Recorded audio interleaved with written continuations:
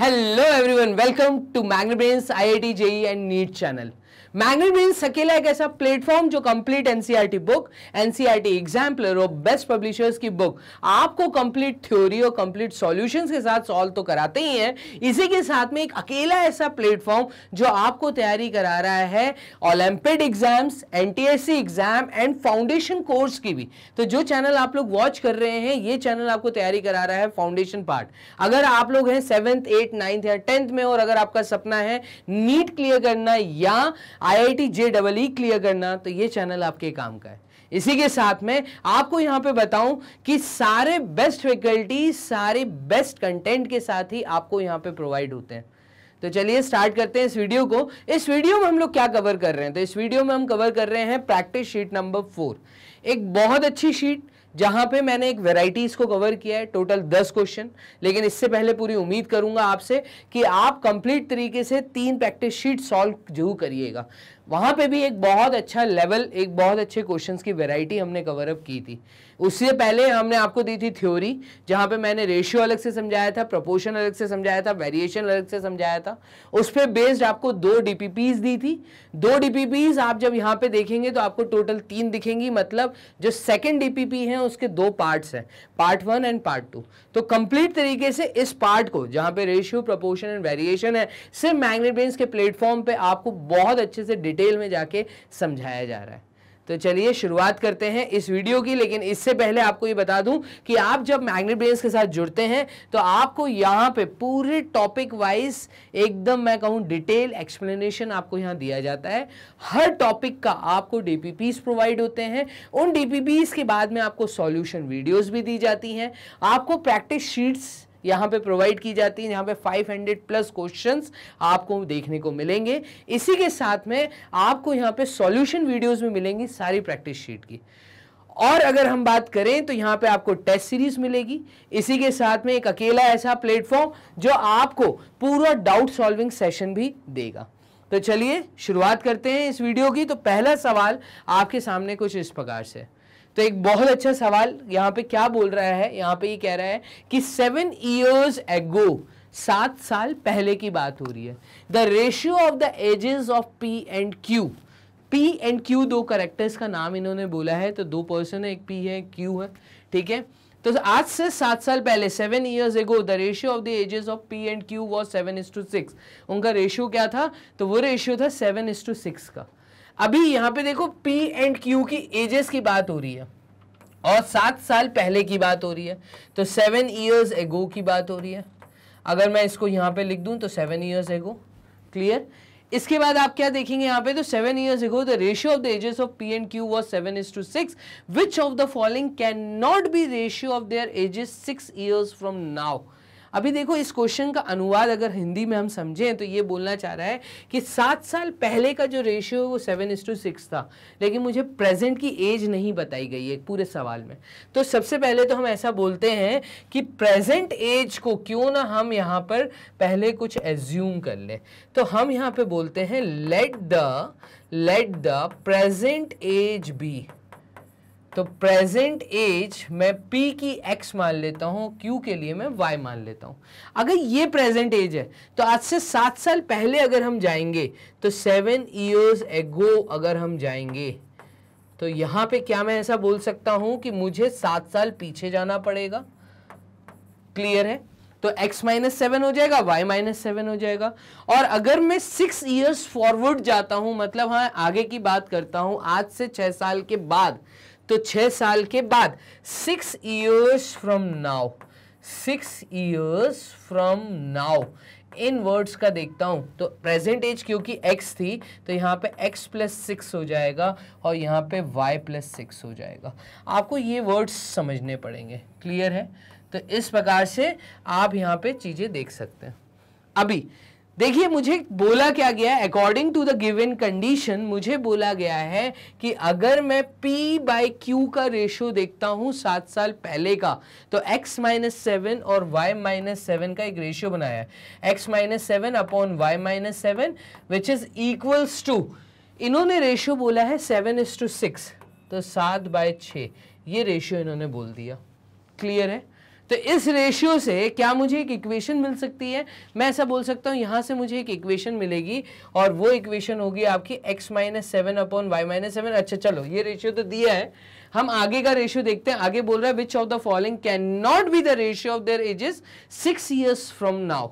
6 years from now, तो x plus 6 upon यहां पे बोला है y प्लस 6। ठीक है, इसका क्या रेशियो इनमें से नहीं हो सकता, ये इन्होंने बोला है। तो 7 साल पहले का जो रेशियो था वो 7/6 था। यहां से अगर मैं एक इक्वेशन देखूं तो मुझे मिल रही है 6x minus 7 which is equals to 7y minus 7। और अगर मैं इसको सॉल्व करता हूं तो यहां से मुझे क्या मिलेगा, इसको भी नोटिस कर लेते हैं। ये हमें मिलेगा 6x minus 42 which is equals to 7y minus 49। 6x उधर जाएगा, माइनस 42 है, तो माइनस 42 प्लस 49 अगर मैं इधर ले आया, ये माइनस 49, और यहाँ से 7y माइनस 6x अगर मैंने कर दिया तो एक इक्वेशन मुझे यहाँ पे मिलेगी। वो इक्वेशन मिलेगी 7y minus 6x is equals to positive value 49 में से 42 गए, तो 49 में से 42 गए तो यहाँ पे ये आ गया 7। क्लियर? तो 7y minus 6x is equals to 7। एक इक्वेशन मुझे ये मिलती हुई दिख रही है। ठीक है, अभी जो उन्होंने डाटा दिया इसके बेस पे हमें ये मिल गया। आगे हम क्या कर सकते हैं, तो वो कह रहा है which of the following can not be the ratio of their ages 6 years from now. 6 years from now, white pen का यूज कर लेते हैं, तो 6 साल आज से मतलब x plus 6 upon y plus 6। यहां से क्या रेशियो नहीं बन सकता? अब आप नोटिस करना, अगर मैं पहला रेशियो यहां पे डाल के देखता हूं 13/11 का, तो 13/11। क्लियर? यहां पे अगर मैं 11 को x प्लस 6 से मल्टीप्लाई करूं तो ये हो जाएगा 11x plus 11 into 6 is 66 which is equals to 13y plus 13 into 6, तो 6 इंटू 3 is 18, 18 का 8 कैरी 1 78। और अगर इस इक्वेशन को हम सॉल्व करें तो ये हो जाएगी 11x minus 13y which is equals to 78, और ये 66 वहां जाएगा तो 78 माइनस 66 यूनिट प्लेस पे तो 2 आ जाएगा। 8 में से 6 जाएंगे, 7 में से 6 जाएंगे, 1 यहाँ पे 12। तो एक इक्वेशन मिल रही है जो कि है 11x minus 13y is equals to 12। अगर इस इक्वेशन को मैं इक्वेट करूं, किसके साथ इक्वेट करूं? 7y minus 6x equal to 7। तो आप देखिएगा, देखिए 11x, तो ये 11x 6x के नीचे आ गया, माइनस 13y, ये माइनस 13y यहाँ पे आ गया। ठीक है, और यहाँ पे पॉजिटिव 11x, ये वैल्यू हमें दे रहा है 12। अगर इन दोनों इक्वेशंस को मैं सब्ट्रैक्ट करूं, ठीक है, तो यहाँ पे क्या मुझे x या y की वैल्यू मिलती हुई दिख रही है? तो आप नोटिस करिएगा, अगर मैं इनको सब्ट्रैक्ट करूंगा तो यहाँ पे 6 को पहले तो मैं इनको सेम करता हूँ, इस इक्वेशन में किसी एक टर्म को मैं सेम कर लेता हूँ। इस पूरी नीचे वाली इक्वेशन को अगर मैं मल्टीप्लाई करूँ किससे? 6 से, और ऊपर वाली इक्वेशन को अगर मैं मल्टीप्लाई करूँ 11 से, इसको पूरी 11 से मल्टीप्लाई करूँ और इस पूरी इक्वेशन को अगर मैं मल्टीप्लाई करूँगा 6 से, तो सर मुझे फ़ायदा क्या मिल रहा है? आप एक चीज़ नोटिस करना, यहाँ पर मैं अगर इस लाइन को क्लियर कर देता हूँ तो मुझे क्या मिलेगा? यहां पर इस इक्वेशन को 11 से मल्टीप्लाई करने पे ये आ जाएगा 77y, और 6 से 11 को मल्टीप्लाई करने पे ये हो जाएगा minus 66x which is equals to 77। और इस इक्वेशन को अगर मैं 6 से मल्टीप्लाई करूं तो यहाँ पे 6 इंटू 13, 6 इंटू 3 इज वॉट 18, 18 का 8 कैरी 1, ये हो जाएगा 78y माइनस 78y, और 11x है तो 11 इंटू 6 ये हो जाएगा plus 66x which is equals to 12 into 6, तो 2 इंटू 6 इज 12, 12 का 2 कैरी 1, ये हो जाएगा 72। और इन दोनों को अगर मैं सब्ट्रैक्ट करूंगा तो या ऐड करूंगा, चलो ऐड कर देंगे तो ये पूरा टर्म इस पूरे टर्म से कट जाएगा और यहाँ पे ये आ जाएगा माइनस y की वैल्यू जो कि आएगी 77 प्लस 72 ऐड किया हमने तो ये आ जाएगा 7 प्लस 2 मतलब 9 और 7 प्लस 7 ये हो जाएगा 4। तो यहाँ पे आप एक चीज नोटिस करना 7 प्लस 7 इज 14 तो y की वैल्यू एक्चुअल में आ कितनी रही है, y की वैल्यू आ रही है माइनस 149। क्या ये पॉसिबल है क्या किसी की एज नेगेटिव हो जाए? किसी की एज नेगेटिव नहीं हो सकती। तो मैं कहूंगा इन्होंने यही हमसे पूछा था कि जो रेशियोज हमने आपको दिए हैं इन रेशियोज में से ऐसा कौन सा रेशियो है, ठीक है, which can not be the age ratio after 6 years, 6 साल के बाद। आज की किसी की एज अगर x और y है, कोई आज अगर जन्म ले रहा है और आज से 6 साल के बाद उसकी एज नेगेटिव नहीं हो सकती, कॉमन सी बात है, पॉजिटिव ही वैल्यू आएगी। तो यहाँ पे क्योंकि पहला ही रेशियो मुझे y की वैल्यू नेगेटिव दे रहा है, y की वैल्यू नेगेटिव दे रहा है मतलब q की जो एज है वो मुझे नेगेटिव दे रहा है, जो कि पॉसिबल नहीं है। आप मेरी बात समझ पा रहे हैं? अगर यही चीज मैं किसी और रेशियो के साथ करता हूं तो मुझे आंसर पॉजिटिव मिलेगा। अगर आप एक बार करके देखना चाहें तो अपन ले लेते हैं 13:12 का रेशियो। मान लीजिए 13:12 लेते हैं हम, तो एक ब्लैंक शीट पे आपको समझाता हूं। देखना, आपको एक इक्वेशन मिली थी। क्या इक्वेशन मिली थी? वो इक्वेशन थी 7x, वो इक्वेशन थी 7y माइनस 6x। तो 7y minus 6x, 2 minute hold करिए, चलिए यहाँ पे देखिएगा 7y minus 6x which is equals to 7y minus 6x is equals to 7। एक ये इक्वेशन थी जो मेन गिवन में से बनाई गई थी और एक इक्वेशन जो यहाँ पे थी वो थी x में अगर +6 करता हूं अपॉन y में भी अगर +6 करता हूं तो रेशियो हम एज्यूम कर लेते हैं थर्ड वाला। कौन सा? 13:12 वाला। तो 13:12 का अगर रेशियो यहाँ पे देखूं तो ये रेशियो है, ये 12 जाके x + 6 के साथ मल्टीप्लाई होगा तो ये बन जाएगी एक इक्वेशन 12x + 12 × 6 इज व्हाट? तो ये आ जाएगा 72 which is equals to 13y plus ये आपका आ जाएगा 6 × 3 इज 18, 18 का 8 कैरी 1 78। और इस इक्वेशन को अगर हम सॉल्व करेंगे तो यहाँ पे हमारी इक्वेशन बन रही है कितनी? तो ये बन रही है 72 minus 78, 72 minus 78 which is equals to 13y minus 12x।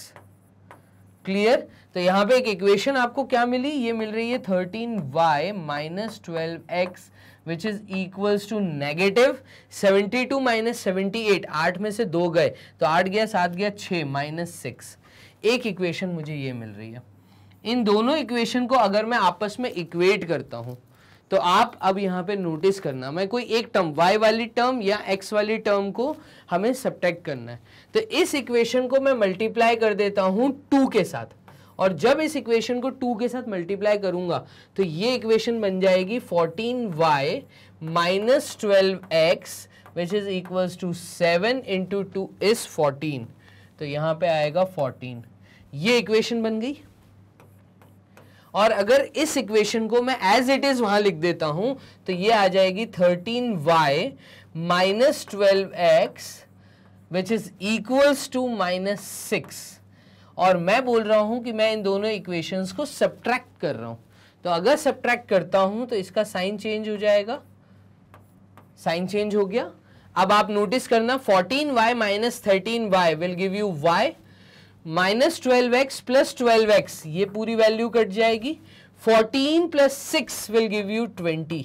तो यस देखो एज y की कितनी आई? 20। नेगेटिव नहीं आ रही, पॉजिटिव आ रही है। आप मेरी बात समझ पा रहे होगे। यहाँ पे जो 2 इक्वेशन बन रही हैं वहां से आपको एजेस पॉजिटिव मिलनी चाहिए, क्योंकि एक पर्सन की वैल्यू मुझे पीछे नेगेटिव मिल गई थी।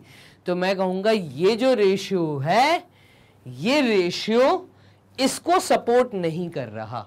ये जो दिया हुआ मटेरियल है, जो दिया हुआ मैटर है, दी हुई कंडीशन है, इस कंडीशन को ए ऑप्शन जो है वो रेशियो यहाँ पे सपोर्ट नहीं कर रहा। आफ्टर 6 इयर्स ये रेशियो नहीं बन सकता। क्लियर है? और यही हमसे पूछा था, कैन नॉट बी। तो मैं आपको यहाँ पे येलो पेन का यूज करके यहाँ पे आपको बताता हूँ। फाइनली हमारा आंसर आया है सिर्फ ए ऑप्शन, 13:11। क्लियर? हमने क्या किया मैं फिर से बता दूं, हमें जो दिया हुआ डाटा था वो हमने यहाँ पे एक पूरा प्रॉपर बॉक्स बनाया। इस गिवन डाटा को हमने नोट कर दिया, फिर दी हुई कंडीशन को हमने यहां लिखा, इसको सॉल्व किया, यहां से एक इक्वेशन बनी, फिर 6 साल के बाद की हमने एक वैल्यू में ऑप्शंस के थ्रू जो हमें ऑप्शंस दिए थे, जो हमें आंसर दिए थे, वहीं से हमने एक ऑप्शन को उठा के यहाँ सब्सटीट्यूट किया। तो हम हिट एंड ट्रायल बोल लें इसको, या फिर हम ऐसा बोल दें कि हम यहीं से मूव कर रहे हैं, जो हमें ऑप्शन दिए हम उसी को डायरेक्ट वैल्यू डाल के देख रहे हैं। तो ऐसे भी कर सकते हैं, कोई दिक्कत नहीं। कॉम्पिटिटिव लेवल के लिए हम फाइट कर रहे हैं, कॉम्पिटिटिव लेवल में आंसर लाने के लिए जो ऑप्शन दिए हैं डेफिनेटली उन आंसर्स से भी हम मूव कर सकते हैं। क्लियर? तो यहाँ पे हमने ए ऑप्शन को जब सब्स्टिट्यूट किया, हमें पहला ही ऑप्शन दिख गया कि वो गलत है, क्योंकि उस ऑप्शन को डालने के बाद जो एज है क्यू की वो माइनस में आ रही है, जो कि नहीं आनी चाहिए थी। क्लियर? तो इस प्रकार से हमने क्वेश्चन नंबर 1 सॉल्व किया। मूव कर लेते हैं क्वेश्चन नंबर 2 क्या कह रहा है।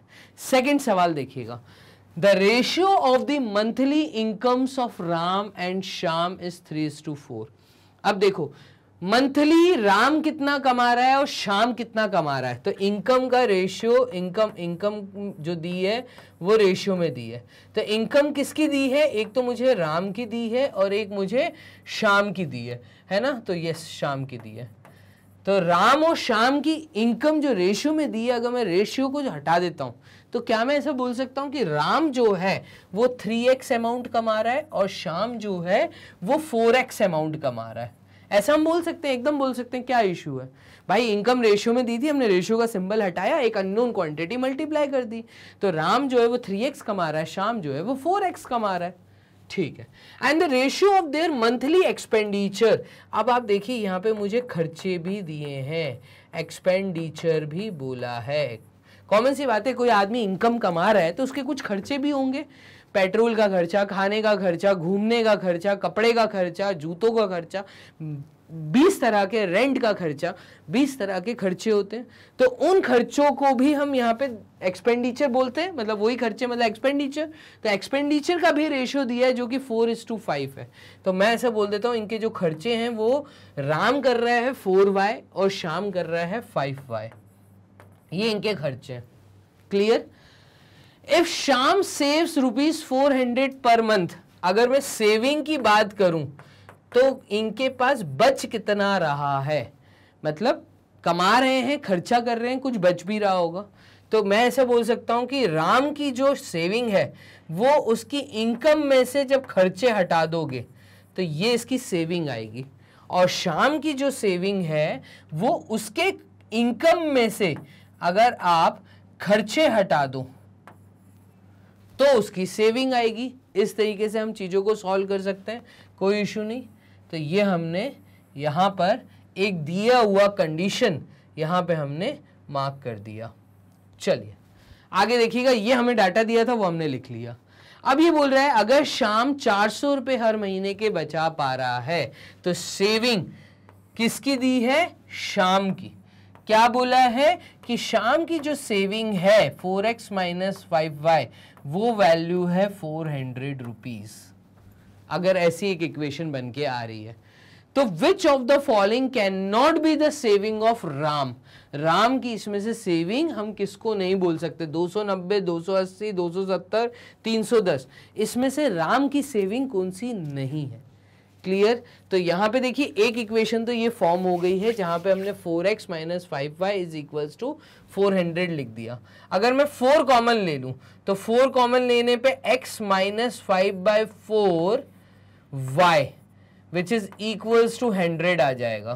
क्या किया मैंने यहाँ से x की वैल्यू निकालने के लिए, क्योंकि मुझे x तो निकालना ही पड़ेगा, ठीक है, तो मैं क्या कर रहा हूँ यहाँ से x निकालने के लिए मैं ऐसा कर रहा हूं कि 4 कॉमन ले रहा हूं, और जैसे ही मैं 4 कॉमन लूंगा, देखो 4 कैसे कॉमन लिया, अगर मैं लिख के दिखाऊं तो मैंने 4x में से 4 कॉमन लिया, तो ब्रैकेट में x बचा माइनस 5 में से 4 कॉमन लेना, मतलब एक फैक्टर कॉमन ले रहा हूं। तो यहां से मैंने क्या किया, इसको 5y/4 लिख दिया। आप देखिए दोबारा से, अगर मैं 4 मल्टीप्लाई करता हूं तो ये 4 इंटू एक्स 4x हो जाएगा, और ये 4 इंटू 5y/4, 4 से 4 कट गया, 5y आएगा। तो ये कॉमन लेने का तरीका है, ठीक है। और 400 से भी मैंने 4 कॉमन ले लिया, तो यहाँ पे 100 बचेगा। 4 इंटू 100 इज 400। इन दोनों तरफ के 4 को जब मैंने डिडक्ट कर दिया तो यहाँ से एक इक्वेशन आ रही है, वो आ रही है x minus 5y/4 which is equals to 100। Clear. और x की वैल्यू कितनी आएगी, तो x की वैल्यू आ जाएगी 100 प्लस 5y/4। इसको मैं एक बॉक्स में डाल देता हूं। क्लियर है। तो यहां से जो इन्होंने डिटेल दी थी, किसकी डिटेल दी थी इन्होंने ये डिटेल दी थी मुझे शाम की, और शाम का ही मैंने लेके सॉल्व किया। ठीक है, अभी आगे मुझे और क्या दिया है, तो आगे मुझे और क्या दिया है अगर मैं इसको नोटिस करूं तो x की वैल्यू मेरी निकल के आई है, और मुझे इन्होंने बोला है the ratio of the monthly income of Ram and Shyam is 3:4 and the ratio of their monthly expenditure is 4:5। If Shyam saves ₹400 per month, तो which of the following can not be the saving of Ram. ठीक है, अगर मैं राम की saving की बात करूं तो इसको मैं व्हाइट पेन से लिख देता हूं। देखना, शाम की सेविंग की मैं बात करूं तो शाम की सेविंग कितनी है, और सॉरी राम की सेविंग, तो सेविंग ऑफ राम ये है आपकी 3x minus 4y, 3x minus 4y, यही है। ठीक है, राम की सेविंग। और इस सेविंग के अंदर मैं अगर x की वैल्यू उठा के डाल देता हूं तो ये क्या हो जाएगा, तो ये आपका बन जाएगा 3 ब्रैकेट के अंदर x की वैल्यू है 100 प्लस 5y/4। ठीक है, ये x की वैल्यू माइनस 4y, ऐसे बन जाएगी equation.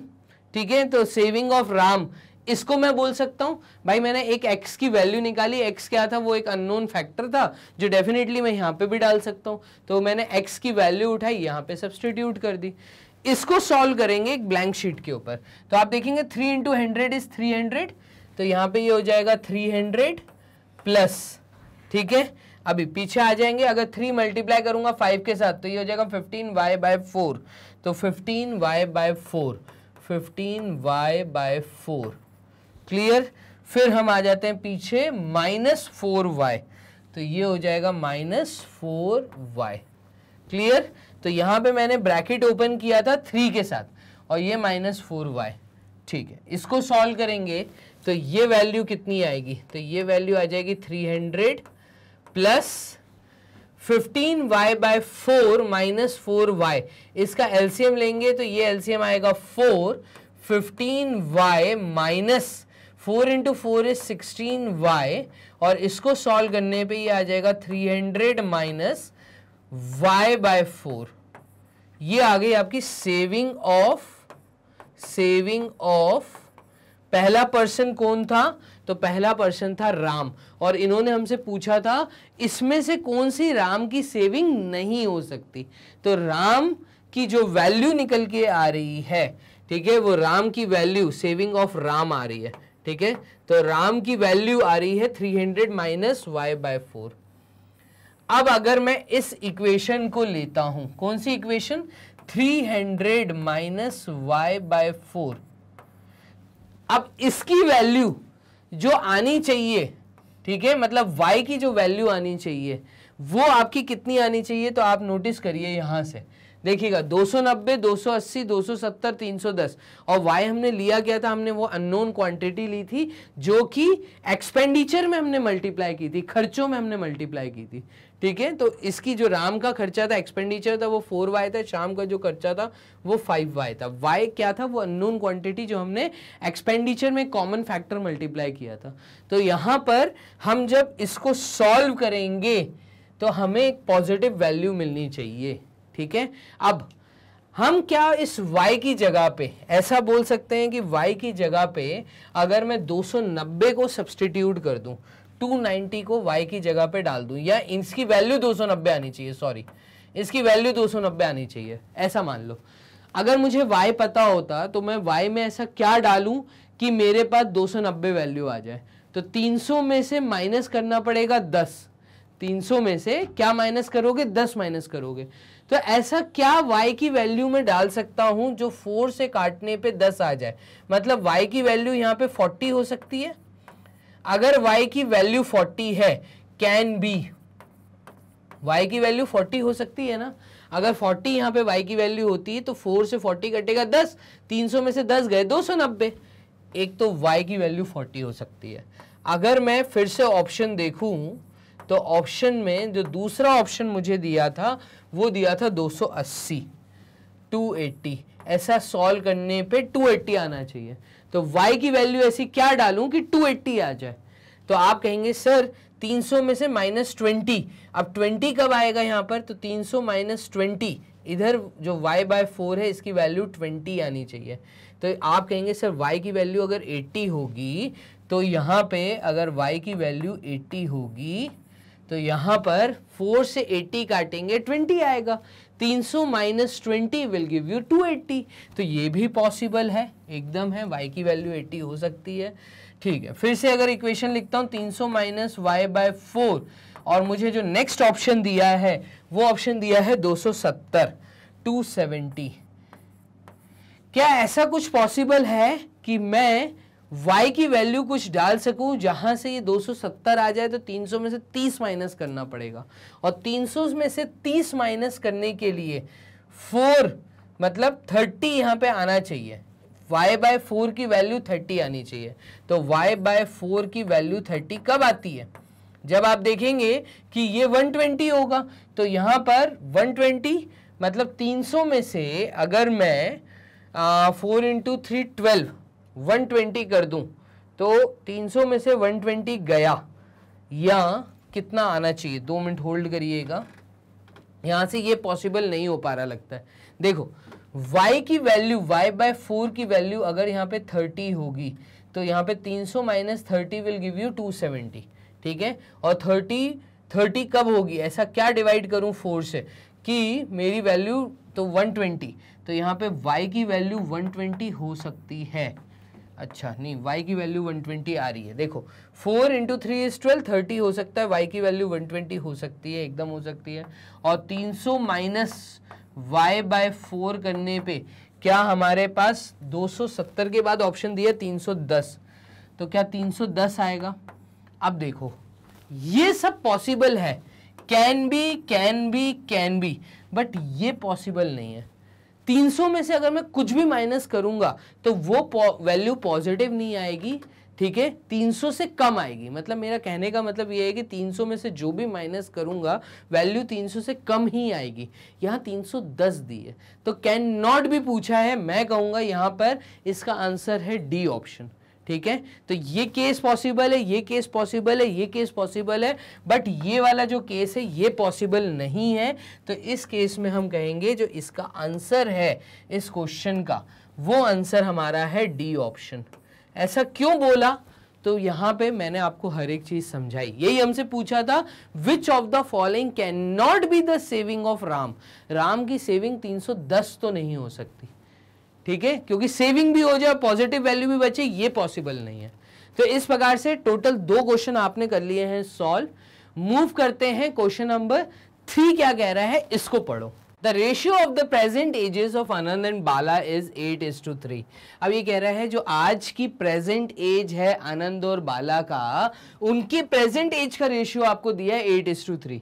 When Anand was 30 years old, जब आनंद की एज 30 साल थी, तब बाला was 5 years old, तब बाला की एज 5 साल थी। बहुत क्लियर व्यू दिया हुआ है, ठीक है, कि जब आनंद की एज 30 साल थी तब बाला की एज 5 साल थी। Find the present age of Bala in years. आप बताइए बाला की प्रेजेंट एज क्या होगी। तो इस प्रकार से ये आपको दिया सवाल। एक काम कर लेते हैं, यहाँ पे हम क्या करें, तो हम यहाँ पे देखो इस क्वेश्चन को कैसे अटेम्प्ट करेंगे। इस क्वेश्चन के लिए हम लिख देते हैं लेट द प्रेजेंट एजेस, या हम ऐसा बोल सकते हैं कि हमें ये रेशियो जो दिया, हम इस रेशियो को अगर रिमूव करें तो present ages of Anand Anand की जो प्रेजेंट एज है वो अगर मैं रेशियो रिमूव कर देता हूं तो वो 8x ले लेता हूं, एक अननोन क्वांटिटी मैंने x यहां पे डाल दी। ऐसे ही मैं इस केस में बोलता हूं कि प्रेजेंट एजेस ऑफ ये कौन है, बाला। ठीक है, तो नेक्स्ट कैरेक्टर का जो नाम दिया है वो दिया है बाला, और यहाँ पे इसकी एज आज की जो है वो 3x है। तो 8x एंड 3x ये प्रेजेंट एज दी है।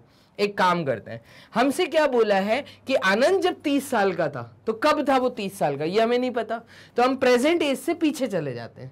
ठीक है, तो हम बोलते हैं एज्यूम दैट क्या ले लें, एक हम टर्म ले लेते हैं, हम उसको बोल देते हैं, हम यहाँ पे क्या ले लें, तो हम बोलते हैं लेट y years बिफोर। ठीक है, हम y मान लेते हैं, तो assume that y years before. ठीक है, तो जब हम बिफोर में जा रहे हैं, पीछे जा रहे हैं, ठीक है, तो यहां पर age of Anand was 8x minus y। इस चीज को समझना, मैंने यहां पे कैपिटल Y लिया है, ठीक है, क्योंकि मैं y ईयर्स पीछे गया हूं। तो 8x माइनस y, या y को एक काम करते हैं स्मॉल लिख देते हैं, यहाँ पे कोई इश्यू नहीं, चलो यहाँ पे y ले लेते हैं, तो यहाँ पर y पेन का चूज कर लेते हैं। चलिए 8x माइनस y, और ये बोला था y ईयर्स बिफोर, इसकी एज 30 ईयर्स थी, तो हम यहाँ पे एक इक्वेशन बनाते हैं 30। ठीक है, तो हमने क्या बोला, एज ऑफ आनंद, तो एज ऑफ आनंद यहाँ पे अगर हम प्रॉपर तरीके से लिखें तो age of Anand was 8x minus y which is equals to 30। 30 साल की जब उसकी एज थी, वो आज से y साल ईयर्स पहले की बात हो रही है, तो एक इक्वेशन हमारी बनी। और यहाँ से फिर इसी को देखते हुए नेक्स्ट इक्वेशन बाला के लिए बना सकते हैं। तो एज ऑफ बाला की अगर हम बात करें तो वॉज, यहाँ पे प्रेजेंट एज बाला की है 3x, और y ईयर्स पीछे चले जाओ तो इसकी एज तब 5 साल थी। जितने साल आप आनंद की एज में पीछे गए हैं उतने ही साल आपको बाला की एज में पीछे जाना पड़ेगा। अब उतने साल पहले जो आनंद की एज थी वो थी 30 ईयर्स, जो बाला की जो एज थी वो थे 5 ईयर्स। यहाँ पे ये जो दो इक्वेशन मिली हैं, अगर हम इनको सॉल्व करें तो देखिए आप चीज़ें हमें सॉल्व होती हुई नजर आएंगी। क्यों ना हम ऐसा बोल दें कि ये जो इक्वेशन है हमारी पहली वाली, ये फर्स्ट इक्वेशन है, तो let this equation be 1 and this equation be 2, and subtract 1 from 2 या 2 फ्रॉम 1, जैसा बोलना चाहो तो हम यहाँ लिख देते हैं सब्ट्रैक्ट 2 फ्रॉम 1। फर्स्ट में से अगर सेकेंड को आप सब्ट्रैक्ट करेंगे तो इन सब के जो है सिंबल्स चेंज हो जाएंगे। तो 8x माइनस 3x सब्ट्रैक्ट कर रहे, 8x माइनस 3x ये आपको देगा 5x minus y plus y, तो ये हो जाएगा आपका 0 which is equals to 30 minus 5 is 25, और यहाँ से आपको x मिल जाएगा, वो x मिलेगा 25/5 दैट इज 5। अब x आपने क्या एज्यूम किया था, तो x आपने एक अननोन क्वांटिटी एज्यूम की थी। अगर इधर ध्यान दें, वो अननोन जब रेशियो रिमूव करने के लिए आपने यूज किया था, तो आपने वो अननोन क्वांटिटी यहाँ पे एज्यूम की थी 8x और 3x के समय, वो x आपने डाला था रेशियो को रिमूव करने के लिए, आपने उस x की वैल्यू निकाल ली, तो इससे हमें प्रेजेंट एज मिल सकती है। देयरफॉर प्रेजेंट एज ऑफ आनंद, और आनंद की प्रेजेंट एज क्या है, तो आनंद की जो प्रेजेंट एज है वो है 8x। 8x का मतलब है x की वैल्यू आपको मिल गई है, तो 8 को आप मल्टीप्लाई कर दीजिए 5 के साथ, और ये वैल्यू आएगी 40 ईयर्स। क्लियर है? कमेंट बॉक्स में बताओ जल्दी से। चलो, तो प्रेजेंट एज ऑफ बाला की अगर हम बात करें तो प्रेजेंट एज ऑफ बाला जो है ये हमने ली थी कितनी, 3x, रेशियो दिया था ना, तो 3x, और x आपने निकाल लिया है, तो 3 × 5 दैट इज 15 ईयर्स। तो हम बोल सकते हैं कि बाला की जो एज है वो 15 साल है, और यही हमसे सवाल में पूछा था। अगर आप क्वेश्चन दोबारा रीड करें तो यहाँ पे बोला है find the present age of Bala, तो present age of Bala is 15 years. Clear है? तो कैसे चीज़ों को सॉल्व करना था, आंसर आपने निकाल लिया है। ऑप्शन की तरफ जब आप आएंगे तो यहाँ पे देखो 15 ईयर्स सी ऑप्शन दिया हुआ है, तो मैं कहूंगा जो आंसर है वो है C option. The ratio of the present age of Anand and Bala कर दिया। When Anand was 30 years old, तो हमने ऐसा मान लिया कि y years पहले ये कहानी थी, आज से 4 साल पहले, 5 साल पहले, 10 साल पहले, ठीक है, हमें नहीं पता कितने साल पहले वो 30 साल का था, तो हमने ऐसा मान लिया कि आज की एज से कुछ साल पहले वो 30 years का। जितने ईयर्स आप पीछे गए आनंद की एज में, उतने ही ईयर्स आपको पीछे जाने हैं बाला की एज के लिए। तो इस प्रकार से हमें क्वेश्चन को करना था सॉल्व। क्लियर? सिर्फ बाला की एज पूछी थी, बाला की एज के लिए हमने बोल दिया 15, और ये यहाँ पे मैंने वाइट से आपको गोला घुमा हुआ दिख रहा है, आंसर आपको मार्क कर दिया। तो इस प्रकार से क्वेश्चन नंबर 3 हमारा हो गया। मूव करिए, क्वेश्चन नंबर 4 क्या कह रहा है। तो क्वेश्चन नंबर 4 पे आ जाते हैं। There are 3 sections A, B and C in the class 8th of a school. Class 8th है किसी स्कूल में, वहां पे 3 सेक्शन है, A सेक्शन, B सेक्शन और C section. The ratio of the number of students, कितने बच्चे हैं हर सेक्शन के अंदर, तो नंबर ऑफ स्टूडेंट्स का रेशियो दिया हुआ है, ये रेशियो हमें रिमूव करना पड़ेगा। तो number of students in section A, अगर मैं बात करूं A सेक्शन की, ऐसे ही number of students in section B, तो इन सेक्शन बी की अगर हम बात करें, और ऐसे ही हम एक थर्ड स्टेटमेंट लिख सकते हैं, number of students in section, 3 section की बात हो रही है, तो इन सेक्शन सी। चलिए ए सेक्शन में कितने हैं, तो ए सेक्शन में है 2x बच्चे। मान लीजिए हम एक अननोन क्वांटिटी x को मल्टीप्लाई कर देते हैं हर सेक्शन के साथ, तो रेशियो का साइन रिमूव हो जाएगा। 2x यहां पर हो गया, ये हो गया आपका 3x और ये हो गया आपका 4x। तो इस तरीके से आपने एक अननोन क्वांटिटी का जब मल्टीप्लिकेशन किया तो number of student section A, B और सी आपके सामने निकल के आ गए। The section which has neither the maximum number of student nor the minimum number of student has a strength of 30. ये स्टेटमेंट पे आप ध्यान देना, ये क्या बोल रहा है, उस सेक्शन के बारे में बात कर रहा है। The section which has neither the maximum nor the minimum, ठीक है, मतलब ऐसा सेक्शन भी एक है जहां पे ना ज्यादा है ना कम बच्चे हैं, तो मैं बोल रहा हूं वो सेक्शन है आपका बी सेक्शन। सबसे कम है 2x और सबसे ज्यादा है 4x।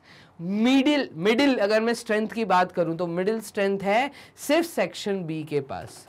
वो कह रहा है सेक्शन बी में आपके पास टोटल जो स्टूडेंट हैं वो है 30 स्टूडेंट। तो 30 स्टूडेंट, क्या मैं ऐसा बोल सकता हूं, according to the given condition, दी हुई कंडीशन के हिसाब से अगर हम बात करें तो अकॉर्डिंग टू गिवन कंडीशन, क्या मैं ऐसा बोल सकता हूं कि सेक्शन बी हैज 30 स्टूडेंट्स। जो कंडीशन बोली है वो उस सेक्शन के बारे में बात हो रही है जहां पे ना ज्यादा है ना कम है, और वो सेक्शन है यहाँ पे बी। तो सेक्शन बी के पास टोटल स्ट्रेंथ है 30। दैट इज, अगर हम बात करें यहां पे हम लिख देते हैं that is 3x is equals to 30, और 3x की वैल्यू अगर 30 आ गई है हमारी, तो इसका मतलब x की वैल्यू 10 आएगी, और x की वैल्यू अगर 10 आ गई तो मैं हर सेक्शन की स्ट्रेंथ निकाल सकता हूं। हमसे आगे क्वेश्चन क्या पूछा है, रेशियो पूछा है क्या, तो find the total strength of the 3 section, तीनों सेक्शन की मिला के टोटल स्ट्रेंथ क्या है। तो अगर x की वैल्यू 10 है तो मैं कहूंगा देयरफॉर सेक्शन ए में जो बच्चे थे वो थे 2x का मतलब है 2 into 10, और 2 into 10 मतलब 20 स्टूडेंट्स थे। ऐसे ही अगर हम बात करें सेक्शन बी की, तो सेक्शन बी में तो हमें ऑलरेडी दिया है 30 स्टूडेंट है, और ऐसे ही हम अगर बात करें सेक्शन सी की, तो सेक्शन सी में जो बच्चे थे वो थे 4x, मतलब 4 into 10, और 4 into 10 का मतलब है 40 स्टूडेंट। टोटल स्ट्रेंथ की बात करूं 8th क्लास के अंदर, तो टोटल स्ट्रेंथ तीनों सेक्शन के मिला के वो हो जाएंगे आपके 20 + 30 + 40। तो 50 + 40 इज 90। मैं कहूँगा जो टोटल स्ट्रेंथ है वो 90 स्टूडेंट्स की यहाँ पर हमें वैल्यू निकल के मिल रही है, और यही हमसे सवाल में पूछा था। क्लियर है? जल्दी से कमेंट बॉक्स में बताइए। तो हमसे पूछा था तीनों सेक्शंस की टोटल स्ट्रेंथ क्या है, हमने कहा वो है आपका डी ऑप्शन, मतलब 90। क्लियर? तो क्वेश्चन नंबर 4 तक आपने फाइनली यहाँ पे इस वीडियो में कर लिया है सॉल्व। टोटल 10 क्वेश्चन मैं यहाँ करा रहा हूँ। कमेंट बॉक्स में मुझे हर सवाल के बाद बताते जाइए आपको चीजें समझ आ रही हैं। यहाँ पे सब क्वेश्चंस, डिफरेंट वैरायटी और अच्छे सवाल आपको सिर्फ इसी टॉपिक रेशियो, प्रोपोर्शन और वेरिएशन में देखने को मिल रहे हैं, और वो भी अकेले एक ही प्लेटफॉर्म, मैग्नेट ब्रेन्स के प्लेटफॉर्म पे। तो सब कुछ आपको कंप्लीट पैकेज, डिफरेंट वेराइटीज और नंबर ऑफ क्वेश्चंस। चलिए, तो यहां पे क्वेश्चन नंबर 4 के बाद हम मूव करते हैं। क्वेश्चन नंबर 5 क्या कह रहा है? 5th क्वेश्चन कह रहा है in a solution of 45 litres of milk and water. अच्छा, तो ये कह रहा है सॉल्यूशन वर्ड का मतलब है यहाँ पे मिक्सचर की बात हो रही है। 45 litres of milk and water, तो किसका सॉल्यूशन है? मिल्क और पानी मिला के। आप लोगों ने देखा होगा कई दूध बेचने वाले जो घर पे आते हैं, कहीं ना कहीं ऐसी शिकायतें मिलती हैं कि वो पानी के साथ, ठीक है, मतलब दूध के साथ पानी डाल देते हैं।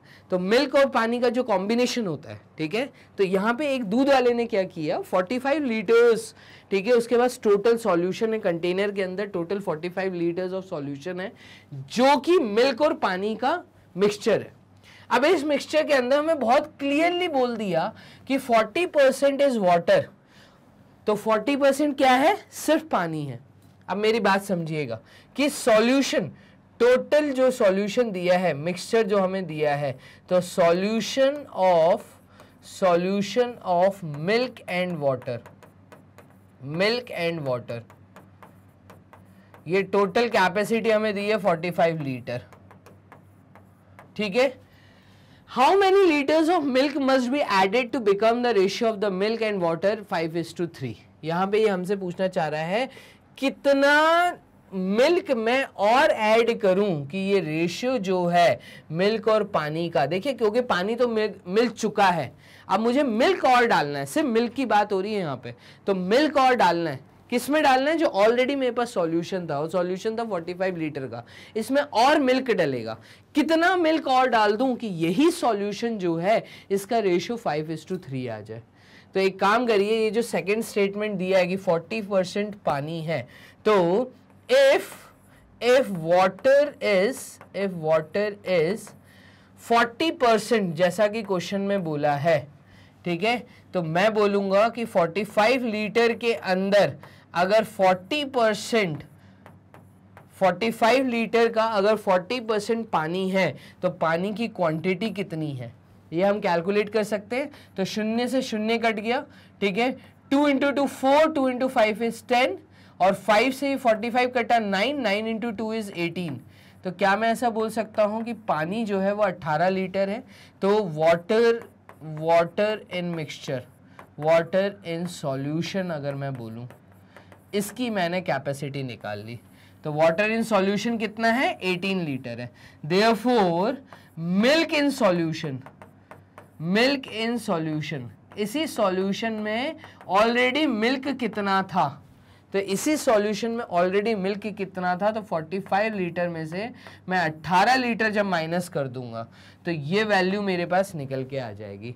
देखिए 15 में से 8 गए तो ये आया 7, और 3 में से 1 गया तो ये आया 2, मतलब 27 लीटर जो था ये क्या था, तो 27 लीटर था मेरे पास मिल्क। तो यहां पर ये वर्ड आ जाएगा मिल्क इन सॉल्यूशन, और इसको भी मैं एक बॉक्स में डाल देता हूं। क्लियर? अभी यहां से देखिए आपको देखना कितना आसान हो गया।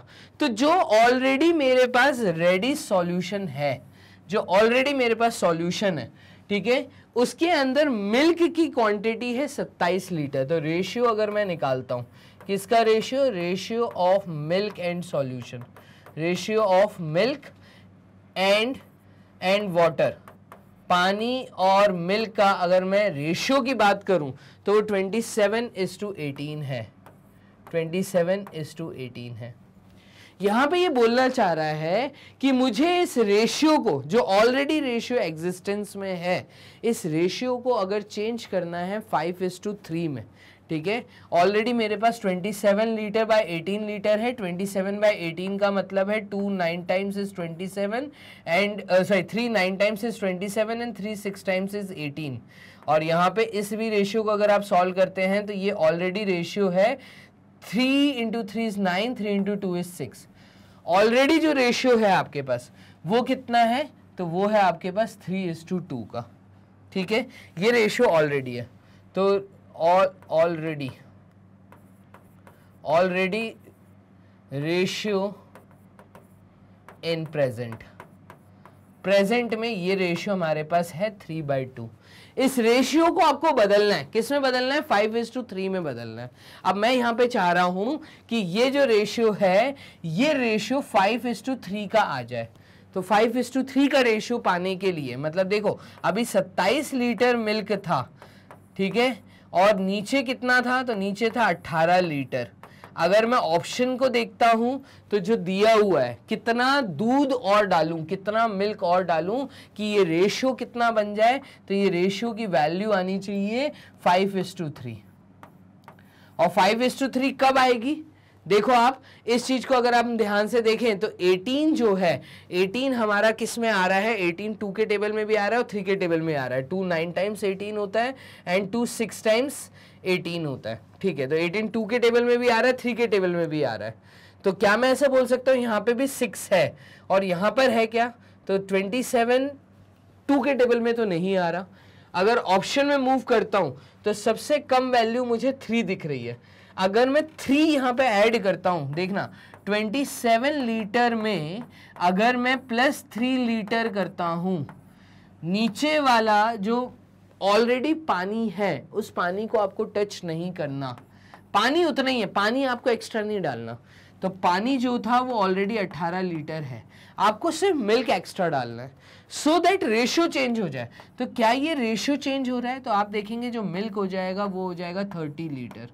और 30 लीटर बाय 18 लीटर को अगर आप सॉल्व करते हैं तो ये रेशियो आपको दिखेगा 5 6 टाइम्स एंड 5 6 टाइम्स इज 30, ठीक है। और 18 और 13 का अगर मैं देखूं तो 6 into 5 is 30 and 6 into 3 is 18।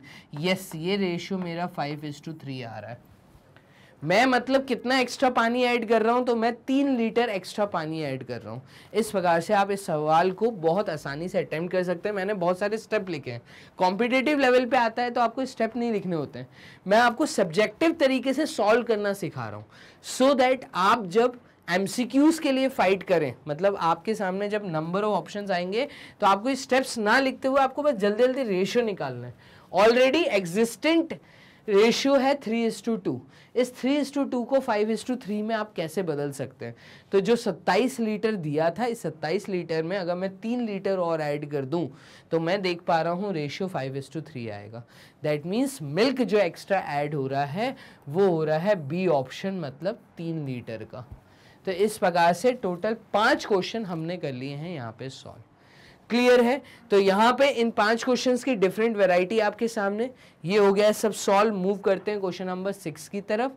6th question क्या कह रहा है इसको देखिएगा, फाइंड द ट्रिप्लिकेट रेशियो। तो यहाँ पे अब वर्ड ट्रिप्लिकेट रेशियो बोल रहा है। देखो ये वर्ड मैंने आपको पहली थ्योरी वीडियो में बताया था, ठीक है। तो ट्रिप्लिकेट रेशियो किसको बोलते हैं, जब मैं आपको रेशियो पढ़ा रहा था तो मैंने आपको ये वर्ड पढ़ाया था। ट्रिप्लिकेट रेशियो का मतलब होता है कि जब कोई रेशियो A/B है और मैं इसकी अगर क्यूबिंग कर दूं, ऊपर भी और नीचे भी अगर क्यूबिंग कर दूंगा तो ये वर्ड बन जाएगा ट्रिप्लिकेट रेशियो, A³ B³। ये चीज हमने पढ़ी थी ट्रिप्लिकेट रेशियो में, पहली थ्योरी लेक्चर के अंदर आपको ट्रिप्लिकेट रेशियो बताया था। अब यहां पर ऑलरेडी आपको क्या दिया हुआ है, ये बोल रहे हैं कि 2y - x, ठीक है, अपॉन 2x - y। इसका ट्रिप्लिकेट रेशियो बताओ क्या होगा। अगर if रेशियो x/y हमें 4/3 पता है, तो आप वैल्यू बताओ। ये कह रहा है कि आपको एक रेशियो दिया है x/y का, और इस रेशियो की जो वैल्यू है वो है 4:3। आप मुझे ये बताइए कि इसका ट्रिप्लिकेट रेशियो क्या होगा। अब देखो, इसका रिलेशन इसके साथ जो दिया हुआ है, ये दोनों डाटा गिवन है, इसका पूछा है और ये हमें दिया हुआ है, तो हमें एक रेशियो दिया है x/y, लेकिन यहाँ पे वो रेशियो हमें नहीं दिख रहा। अगर मैं सिर्फ अकेले न्यूमरेटर को देखूं तो क्या मैं एक काम कर सकता हूं कि डिवाइड बाय y कर दूं? क्या मैं ऐसा कर सकता हूं कि मैं यहाँ पे लिख देता हूं कि divide if numerator and denominator is divided by and denominator is divided by y। अगर मैं न्यूमरेटर और डिनोमिनेटर को सिर्फ y से डिवाइड कर दूं तो आप देखेंगे मुझे एक रेशियो मिलेगा x/y का। यहां पे तो y से y डिवाइड होगा तो 1 आएगा। देखो, इसको सॉल्व करेंगे तो ये हो जाएगा 2y/y माइनस x/y अपॉन में यहां पे हमें मिलेगा 2x/y माइनस y/y, और यहां से दिस इंप्लाइज दैट यहां से हमें जो वैल्यू मिलेगी वो मिलेगी 2 माइनस x/y अपॉन यहां पे हमें मिलेगा 2x/y माइनस, ठीक है। तो हमें यहाँ पर देखिए, ये ऐसे ना लिखते हुए हम इसको थोड़ा सा सिंप्लीफाइड फॉर्म में अगर लिखें तो ये हो जाएगा 2x/y माइनस 1, और यहां से अगर आप देखें तो x/y क्योंकि हमें दिया है, तो x/y हमें दिया है 4/3। क्या मैं यहां पे बोल सकता हूं 2 minus 4/3 upon 2 multiplied with 4/3 minus 1, और ये इंप्लाइज करेगा कि हम यहाँ पर एक काम करते हैं ब्लैंक शीट लेके, ठीक है। तो ब्लैंक शीट में मैं आपको बताता हूँ कि 2 माइनस 4/3 जो हमें ये लिखा था 2 माइनस 4/3 न्यूमरेटर में, और नीचे लिखा था 2 मल्टीप्लाइड विथ 4/3 माइनस 1, इसको सॉल्व कैसे करें? तो न्यूमरेटर में एलसीएम ले लेंगे। तो न्यूमरेटर में एलसीएम लिया तो ये हो जाएगा 6 माइनस 4/3 अपॉन यहां पे हो जाएगा 8/3। तो इस रेशियो को हम लिख देते हैं यहां पे 8/3, क्लियर है। और 8/3 माइनस 1 का मतलब है 8 माइनस 3/3। इसको सॉल्व करेंगे तो ये हो जाएगा 2/3 मल्टीप्लाइड विथ 3/5, और 3 से ये 3 कट जाएगा, तो x/y का एक रेशियो निकल के आ रहा है, एक वैल्यू निकल के आ रही है। x/y ना बोले आप, क्योंकि ये आपको दिया हुआ था। आपका ये 2/5 जो निकल के आया है, ये क्या निकल के आया है? ये इसकी वैल्यू निकल के आई है, ठीक है। तो ये जो आपको दिया था इसकी वैल्यू निकल के आई है। इसकी वैल्यू कितनी आई? 2/5, और इसका ट्रिप्लिकेट रेशियो, तो देयरफॉर ट्रिप्लिकेट रेशियो ऑफ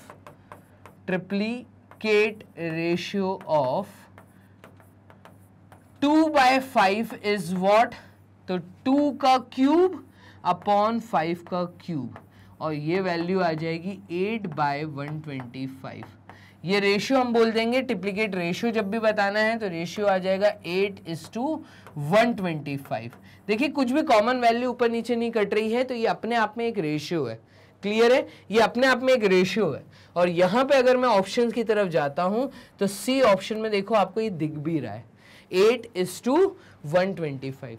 तो कुल मिला के ट्रिप्लिकेट रेशियो आपको बहुत क्लियर होना चाहिए कि ट्रिप्लिकेट रेशियो का मतलब क्या है। तो ट्रिप्लिकेट रेशियो का मतलब है जिसका पूछा उसकी पहले तो वैल्यू निकालो। तो इसकी वैल्यू निकाली, देखो x/y की वैल्यू हमें दी थी, हमने 2y minus x by 2x minus y की वैल्यू निकाली, और ये वैल्यू हमारी निकल के आई थी कितनी? 2/5। तो अगर मैं इसको व्हाइट पेन से यहाँ पे गोला घुमा दूं तो ये 2/5 जो निकल के आया, इस 2/5 का आपने ट्रिप्लिकेट रेशियो निकाला। और वो कैसे निकाला? तो आपने 2 का क्यूब, न्यूमरेटर का क्यूब एंड डिनोमिनेटर का क्यूब कर दिया। फाइनली आंसर जो आपका आया वो आ रहा था 8/125। क्लियर है? तो ये आपका जवाब आया है। तो इस प्रकार से 8:125 हमें देना था आंसर क्वेश्चन नंबर 6 के अंदर। मूव करते हैं क्वेश्चन नंबर 7 की तरफ। 7th क्वेश्चन क्या बोल रहा है? टोटल 6 क्वेश्चन हमने यहां कर लिए हैं। 7th क्वेश्चन देखिएगा, 9 years ago A's age and B's age were in the ratio। देखो आज से कितने साल पहले की बात हो रही है, तो आज से जो बात हो रही है वो हो रही है 9 years पीछे की बात। 9 years ago, आज से 9 साल पहले ए की एज, आपको नाम क्या दिया है? ए और बी। तो ए की एज और बी की एज एक रेशियो बना रही थी, वो रेशियो था 5:7 का। अच्छा, इसके बाद क्या बोला है? तो which of the following can not be the ratio of their edges 5 years from now. 5 साल के बाद, 5 साल के बाद, आज से अगर मैं 5 साल आगे की बात करूं तो आज से 5 साल के बाद इनमें से क्या रेशियो नहीं बन सकता, ये आपका सवाल है। तो क्वेश्चन नंबर 7 एक अच्छी वैरायटी है, ठीक है। इस क्वेश्चन को देखना आप हिट एंड ट्रायल से खेलेंगे। अब कब हिट एंड ट्रायल लगाएंगे? तो आपको बेसिकली यहाँ पे मूव करना है ऑप्शंस के थ्रू। तो कैसे ऑप्शंस के थ्रू? तो आपको ये एक एक वैल्यू डाल के देखनी है, लेकिन उससे पहले आपको इक्वेशन फॉर्म करनी जरूरी है, ठीक है। और जब यहाँ से वैल्यूज में मैं डालूंगा तो मैं देखूंगा यस फाइनली मेरी चीजें मुझे सॉल्व होती हुई मिलेंगी, ठीक है। तो एक आंसर इसमें से ऐसा निकलेगा जहां पे हम बोलेंगे कि ये वैल्यू जो है can not be the ratio, ये वैल्यू रेशियो नहीं हो सकती। क्लियर है मेरी ये बात? तो चलिए इस क्वेश्चन को सॉल्व करना चालू करते हैं। ये क्वेश्चन कैसे होगा इसको देखो। लेट द प्रेजेंट एज में क्या कह रहा हूं? तो let the present age of A and let the present age of B.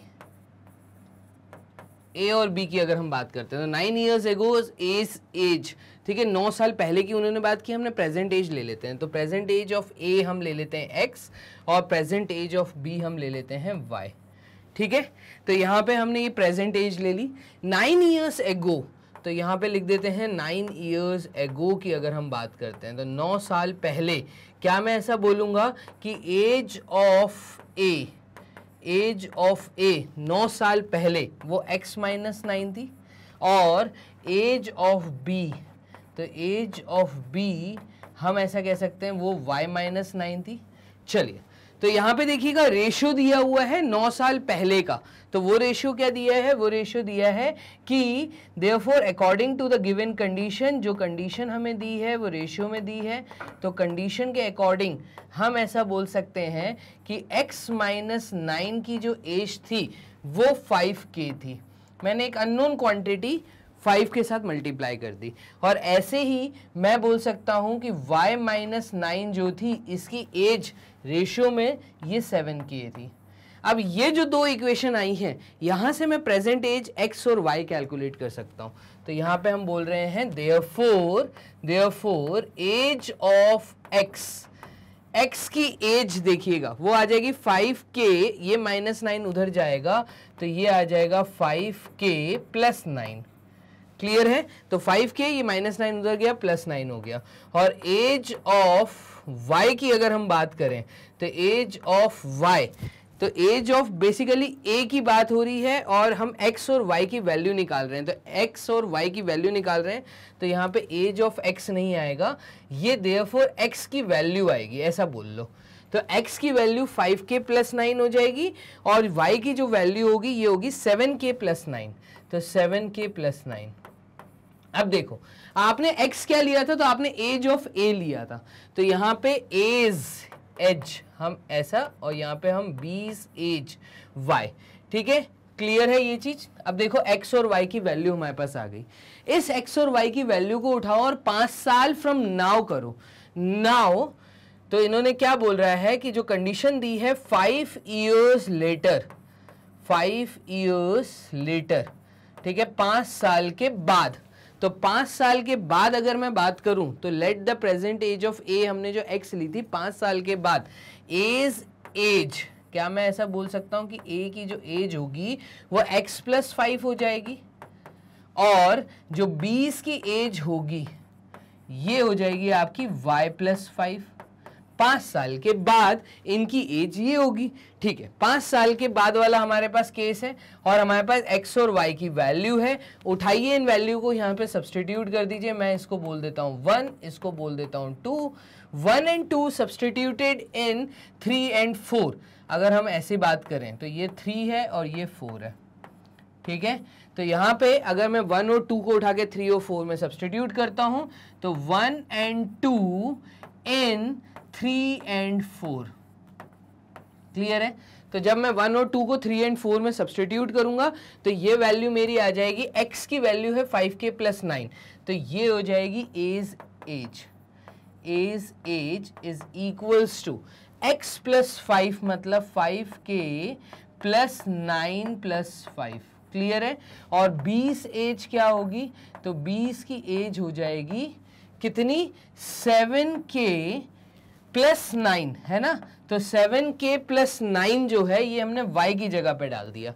y की वैल्यू थी y + 5, तो ये हो जाएगा +5। क्लियर है? तो आपके पास a की एज और b की एज आ गई 5 साल के बाद की। चलिए एक ले लेते हैं ब्लैंक शीट और यहाँ पे आप समझिएगा कि एज की एज मैं लिख सकता हूं, तो age after 5 years will be 5k + 14। कैसे आया सर 5k + 14? तो देखो 9 + 5 होता है 14, 5k + 14 एज की एज हो जाएगी। और 20 की एज कितनी होगी? तो यहाँ पे हम डाल देते हैं 20 एज। 20 की एज हो जाएगी यहाँ पर कितनी? 5k + 14 यहाँ पर है और ये था आपका, अगर मैं पीछे जाता हूँ तो 7k + 14, तो 7k + 14। क्लियर है? चलिए अब इसका रेशियो दिया है तो कंडीशन हमें क्या दी है? तो कंडीशन हमें दी है, देखो मैं एक एक छोटी छोटी बारीक बातों को समझाता हुआ चल रहा हूँ। कंडीशन ये दी है कि रेशियो ऑफ एज टू बीज एज, ये रेशियो मुझे दिया है। तो ये रेशियो मुझे क्या दिया हुआ है? ये रेशियो मुझे दिया है 5k + 14 अपॉन 7k + 14।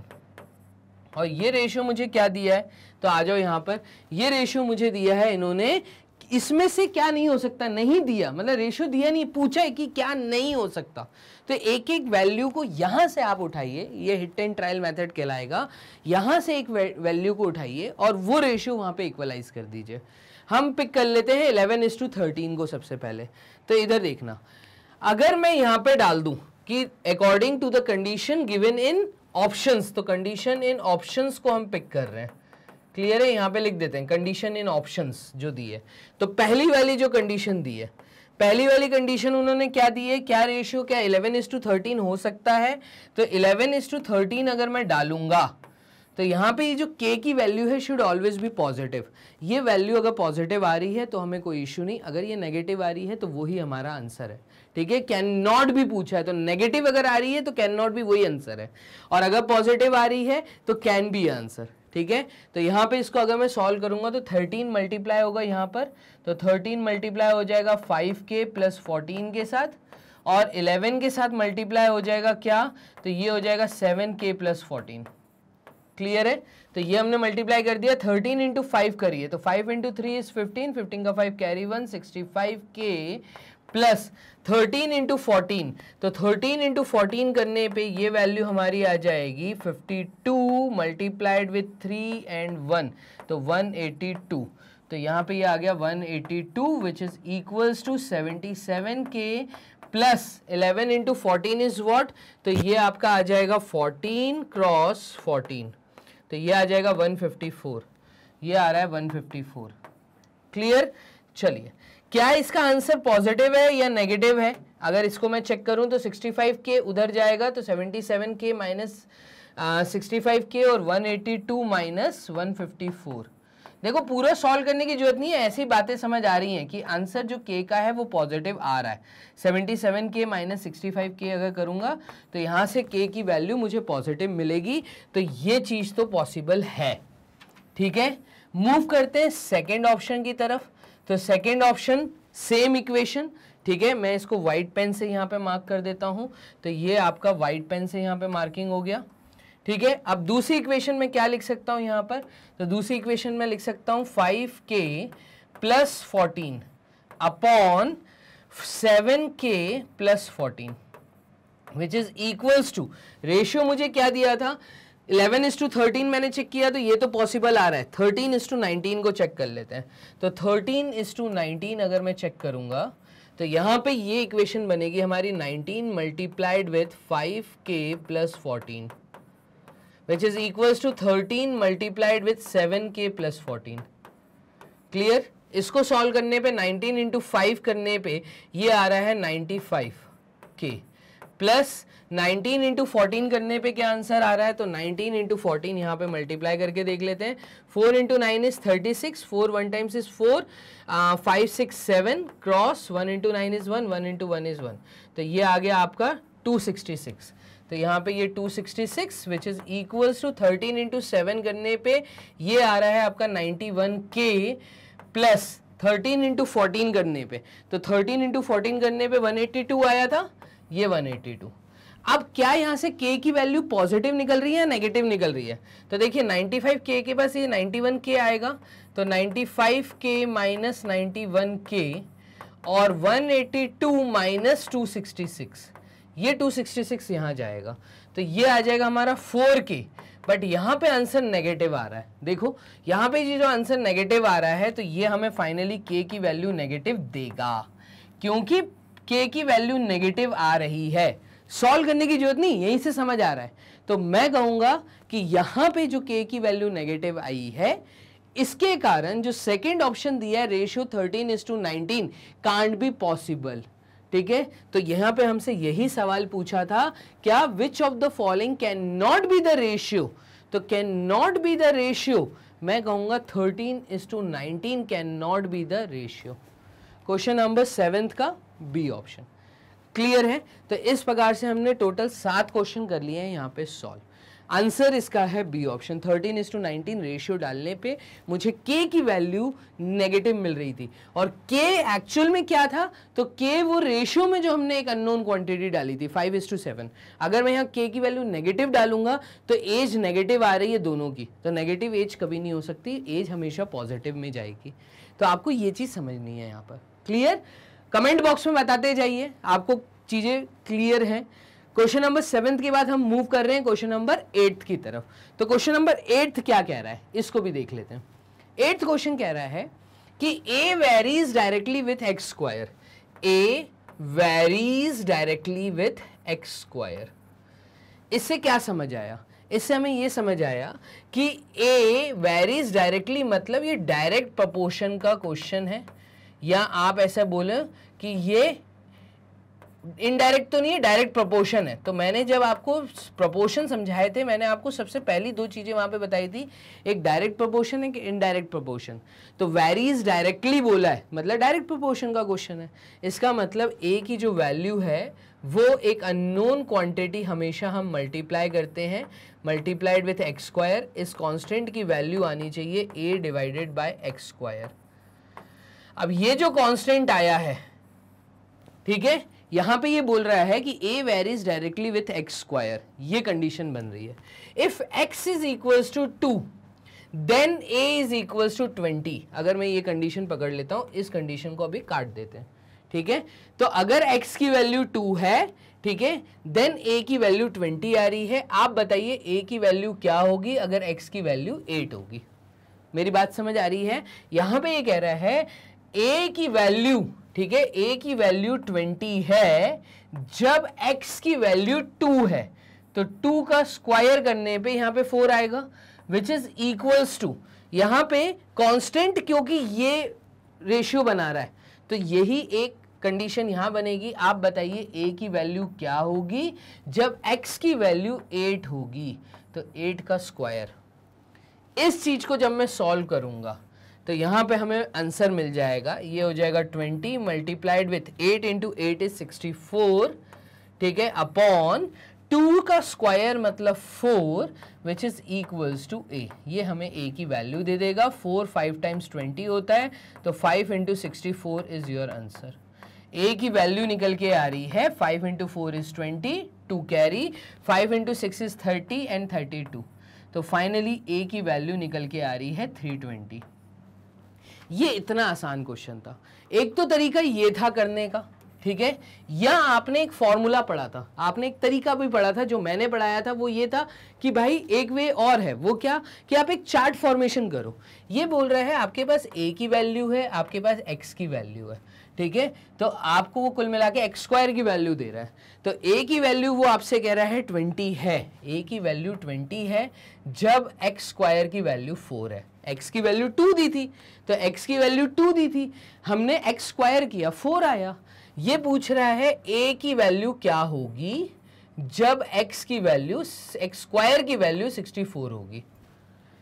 x हमें 8 बोला है, तो 8 का स्क्वायर 8 इंटू 8 इज 64। एक ये तरीका है सिंपल चार्ट फॉर्मेशन करके।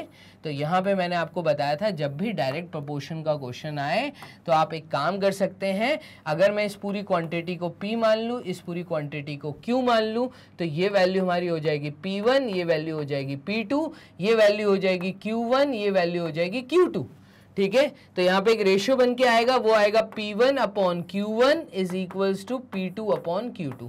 मैंने आपको जो थ्योरी में पढ़ाया था वो x और y लेके पढ़ाया था, क्योंकि उन लोगों ने सवाल में x दे दिया तो मैंने वो वेरिएबल नहीं लिया, मैंने P एंड Q ले लिया, कोई इशू नहीं। तो यहाँ पे इन वैल्यू को जब यहाँ पे उठा के डालेंगे तब भी वही आंसर आ रहा है। देखिए 20 अपॉन Q1 है 4 which is equals to P2 की वैल्यू हमें निकालनी है क्वेश्चन मार्क की, ठीक है, और Q2 की वैल्यू है 64। ये सॉल्व करेंगे तब भी देखो क्वेश्चन मार्क की जो वैल्यू है वो हमारी 320 ही आएगी। आप सॉल्व करके देख सकते हैं। तो ये दोनों तरीके मैंने आपको यहाँ पर सॉल्व करके दिखा दिए। क्वेश्चन नंबर 8 को करने के दोनों तरीके, ठीक है, जो स्टेटमेंट उन्होंने बोला हम उस तरीके से मूव हुए। क्लियर है?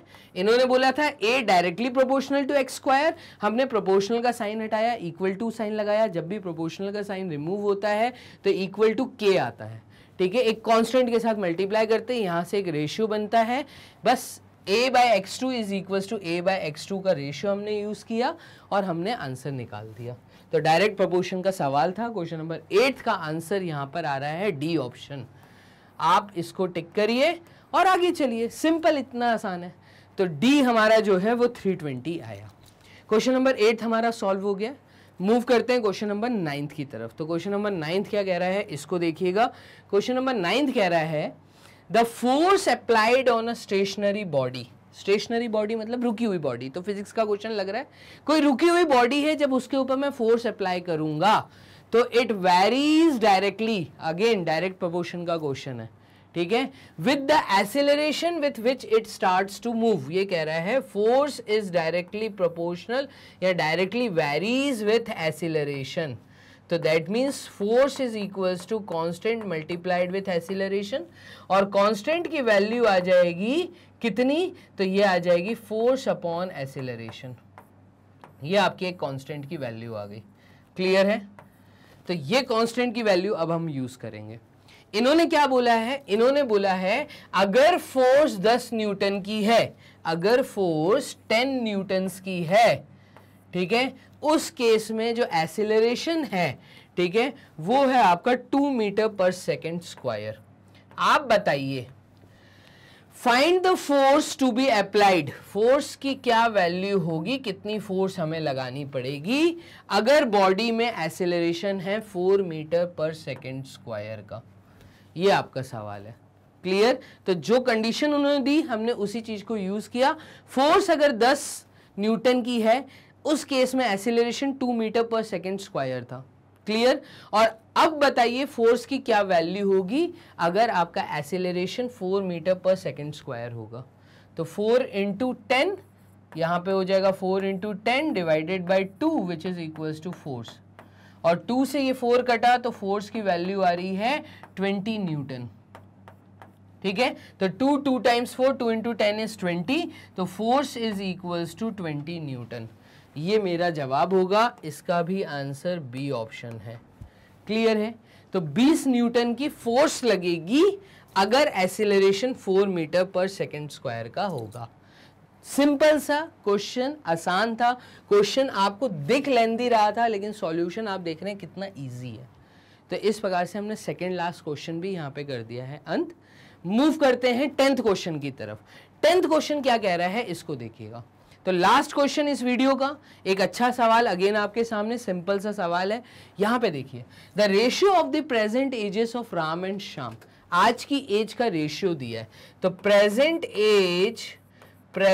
As of Ram upon present age of Shyam, ये इन्होंने बोला है। तो present age of Shyam, Ram and Shyam दो कैरेक्टर्स का यहां पे इन्होंने नाम दिया, बढ़िया, ठीक है। अब यहां पर ये रेशियो इन्होंने दिया है 3/2 का, क्लियर। चलिए, विच of the following can not be the ratio of their edges 20 years एगो, 20 साल पहले की बात हो रही है, 20 ईयर्स एगो की बात हो रही है। तो यहाँ पे जो रेशियो दिया है वो हमें दिया है प्रेजेंट एज। अगर हम रेशियो हटाते हैं तो देयरफॉर हम ऐसा बोल सकते हैं कि जो प्रेजेंट एज है, प्रेजेंट एज ऑफ राम हमें पता है और वो है 3x। अननोन क्वांटिटी मल्टीप्लाई कर दी, रेशियो रिमूव हो जाएगा। ऐसे ही प्रेजेंट एज ऑफ श्याम, तो present age of Shyam is equals to 2x। 20 years ago की बात हो रही है, 20 साल पहले की। तो 20 ईयर्स एगो देयर एजेस वॉज, तो राम्स एज वॉज कितनी थी, ये थी 3x - 20। 20 साल पहले की बात हो रही है, तो हम 20 साल पीछे चले जाते हैं। अगर आज की एज 3x है तो 20 साल पहले की एज थी 3x - 20। ऐसे ही शाम्स एज वॉज, शाम की एज क्या थी, तो शाम की एज थी आपकी 2x - 20। 20 साल पहले, दोनों में आप चले गए। ये रेशो क्या नहीं हो सकता, तो यहां पे 3x - 20 अपॉन 2x - 20 को अगेन चेक करना है, हिट एंड ट्रायल मेथड। वो क्या है कि आप यहीं से रेशियो को उठाओ और यहां सब्स्टिट्यूट करो, ठीक है। तो अगर मैं इक्वल टू 8/5 लेता हूं तो यहां पे x की value should always be a positive value, clear. Multiply करके देखते हैं, देखिए 5 × 3 is what, 15x, minus 5 × 20 is what, 100, which is equals to 2 × 8 is what, 16x, minus 2 × 8 is 16, तो 160। इसको सॉल्व करेंगे तो ये 15x वहाँ जाएगा, minus 100 plus 160 which is equals to x, 16x minus 15x। तो यहाँ पे फाइनली x की जो वैल्यू हमारी निकल के आएगी वो निकल के आएगी +60। तो ये हो सकता है, ये पॉसिबल कंडीशन आ रही है, ठीक है। कैन नॉट भी पूछा है तो फर्स्ट पार्ट तो हमारा जवाब होगा, क्लियर। मूव करते हैं सेकंड पार्ट की तरफ, एक ब्लैंक शीट ले लेते हैं। यहां पे समझना, सेम रेशियो लेते हैं, क्या बोले, 3x - 20 एंड 2x - 20, यही था। देख लेते हैं एक बार पीछे, तो 3x - 20 अपॉन 2x - 20, यस। अभी हाँ, रेशियो हमने लिया था 8/5, ठीक है, तो वो तो ओके था। अब हम रेशियो ले रहे हैं 17:10 का, तो 17:10 का रेशियो ले लेते हैं, 17:10।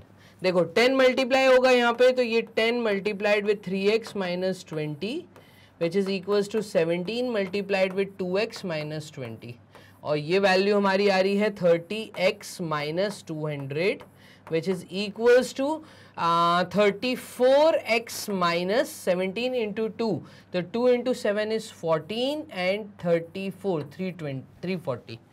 इसको सॉल्व करेंगे तो ये हमारा सॉल्व होगा, 30x वहाँ चला जाएगा तो -200, और ये -340 यहाँ आएगा तो +340 which is equals to 34x minus 30x। इसको सॉल्व करने पे वैल्यू हमारी यहाँ पर आ रही है 4x इज इक्वल्स टू, ये आ जाएगा 140, और फाइनली x की वैल्यू आ रही है पॉजिटिव, तो 140/4। तो ये भी ओके है, ये भी पॉसिबल है, ठीक है।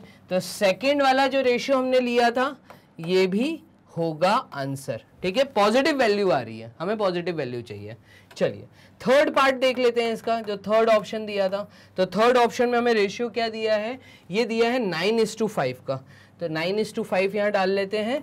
3x - 20 upon 2x - 20 is equals to, ratio हमें दिया है 9:5।